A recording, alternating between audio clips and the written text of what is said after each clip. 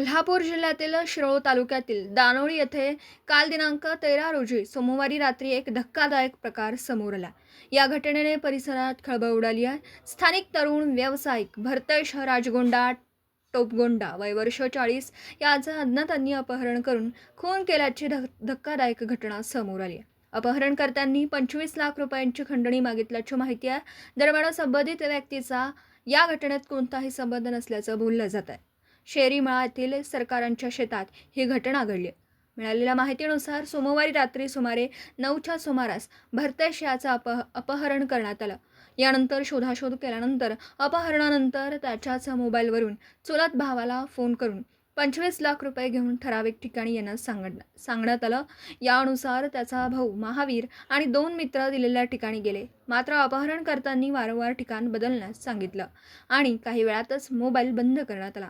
यानंतर काही तासातच त्याचा खून झाल्याची माहिती समोर आली. दरम्यान ही माहिती मिळताच ग्रामस्थांनी जयसिंगपूर पोलीस ठाण्यात धाव घेतली. अपहरणकर्त्यांच्या फोनचं रेकॉर्डिंगही पोलिसांना ऐकवण्यात आलं.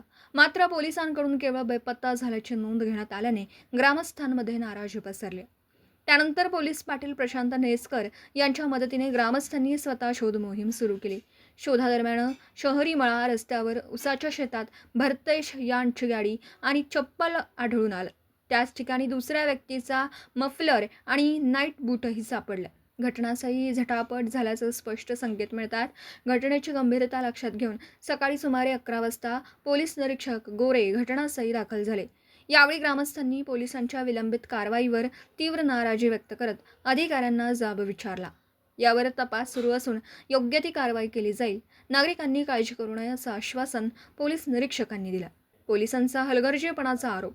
दरम्यान घटना घडल्यानंतर भरतेश टोपगोंडा यांचे नातेवाईक पोलीस स्टेशनला नोंद करण्यासाठी गेले होते. यावर पोलिसांनी घटना नोंद करण्यास टाळाटाळ केल्याचा आरोप करण्यात आला.